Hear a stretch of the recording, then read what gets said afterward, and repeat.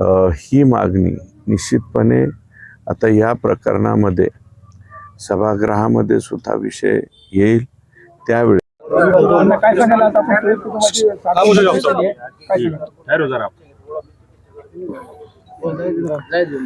तौहीद खान या 36 वर्षीय तरुणाची अतिशय निर्घृणपणे हत्या करून म्हणजे एका जागेवर हत्या करून हे आरोपी थांबलेले नाहीत।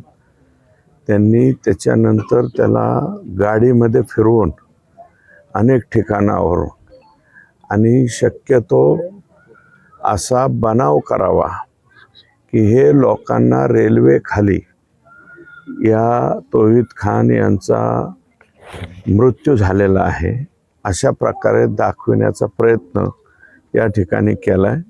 आज मी इथं आलो, कुटुंबियांची भेट घेतली आणि इतरही काही त्यांचे नातेवाईक मंडळी, सामाजिक काही कार्यकर्ते या सगळ्यांचे काही ऑब्जेक्शन्स आहेत। या बाबतीमध्ये अतिशय चांगला एक सरकारी वकील याच्यामध्ये द्यावा अशा प्रकारची कुटुंबाची मागणी आहे। त्याच्यानंतर ह्या प्रकरणाला सुद्धा दाबलं जाऊ नये आणि याच्यामध्ये फक्त 2च आरोपी आहेत का यापेक्षा सुद्धा जास्तीचे आरोपी आहेत, त्याचा नीटनाटका तपास या ठिकाणी झाला पाहिजे। वेळ जर पडली, कारण परळीमध्ये पोलीस दलामध्ये काही असे लोक आहेत की ते जे त्यांना पाहिजे तशा पद्धतीनं सहकार्य आतल्या बाजूने करण्याचं काम त्या ठिकाणी करतात। असं जर काही वाटलं आणि कुटुंबियांना जर इथे वाटलं तर प्रसंगी याच्यामध्ये SITची सुद्धा स्थापना करावी अशा प्रकारची कुटुंबाची मागणी आहे।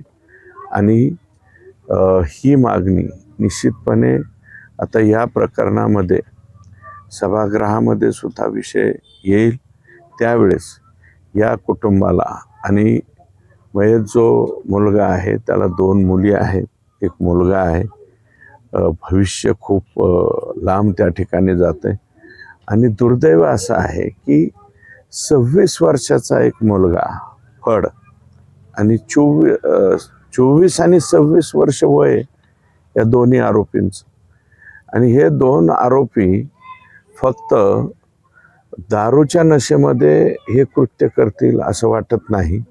अनेक लोकांचं म्हणणं असं आहे की इथे 24 आणि 26 वर्षच काय, 15 वर्षाच्या मुलांना सुद्धा नको ते काही बी गोष्टी या ठिकाणी मिळत आहेत। तर निश्चितपणे यांनी त्यांचे ब्लड सॅम्पल घेऊन त्यावेळेस नेमकं काय नशापाणी केलं होतं याची सुद्धा चौकशी होणं गरजेचं आहे। आणि एक छोटा मुलगा 10-12 हजार रुपये किंवा त्याच्या कुटुंबाचे त्याचे भाऊ तर भालकीमध्ये तिथे जाऊन काम करतायत पोट भरण्यासाठी, आणि एवढ्या गरीब त्या मुलाची अकारणपणे हत्या का केली गेली याची संपूर्ण चौकशी झाली पाहिजे अशी मागणी या ठिकाणी मी करणार। अण्णा, एकूणच जिल्ह्यामध्ये गुन्हेगारीचं प्रमाण खूप वाढत आहे।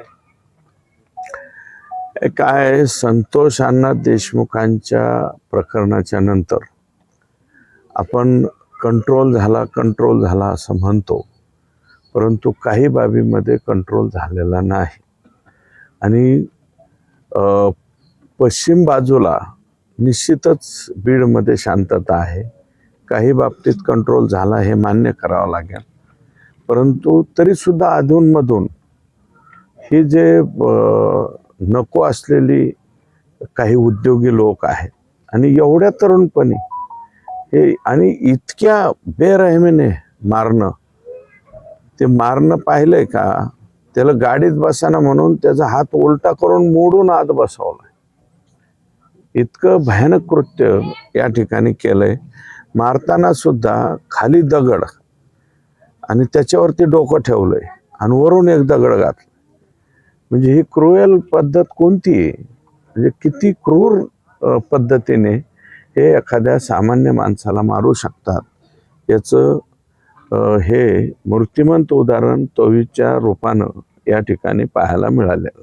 अण्णा, या संदर्भात तुम्ही मुख्यमंत्र्यांची भेट घेणार आहे? 100% येत्या मंगळवारी मी भेट घेणार आहे. मागच्या मंगळवारी कॅबिनेटच्या ती जाऊन मी त्यांना ही कल्पना दिलेली आहे की इतकं भयानक कृत्य हे त्या ठिकाणी झालंय. फक्त काही अडचणीमुळं आम्हाला सुद्धा यायला उशीर झालेला आहे. एवढा उशीर होणं उचित नाही, परंतु काही अडचणी असल्यामुळं येणं झालं नाही. परंतु आज मी या ठिकाणी आलोय. निश्चितपणे तौहीद खानच्या बाजूने त्या ठिकाणी सभागृहामध्ये आवाज उठवला जाईल. कारण एखाद्याला जीवनातून संपवून टाकणं, पण संपवून टाकणंही मान्य, पण इतक्या बेकार पद्धतीने हे मान्यच होऊ शकत. कॉल रेकॉर्डिंगमुळे अण्णा जिल्ह्यामध्ये सामाजिक सलोखा बिघडला आहे, आपण काय आव्हान करणार? आता ते कॉल रेकॉर्डिंगच्या बाबतीत सुद्धा मला असं कळाल्याच्या नंतर मी आता याचे जे इन्व्हेस्टिगेशन ऑफिसर आहेत शिंदे साहेब त्यांच्याशी निश्चितच बोलेल. त्याच्यातले काही वाक्य फार ऑब्जेक्शनेबल आहेत. असे वाक्य त्यांनी वापरायला नको होती, पण ती वापरली गेली. म्हणूनच याच्यामध्ये थोडासा संशय बाळगतोय की आणखी काही लोकांचा त्याच्यामध्ये समावेश आहे का. तपासामध्ये जी शंका कुटुंबियांनी आणि इतर लोकांनी या ठिकाणी व्यक्त केलेली आहे त्याच्या बाबतीमध्ये निश्चितच चौकशी झाली पाहिजे असं माझंही मत बनलेलं आहे. ओके.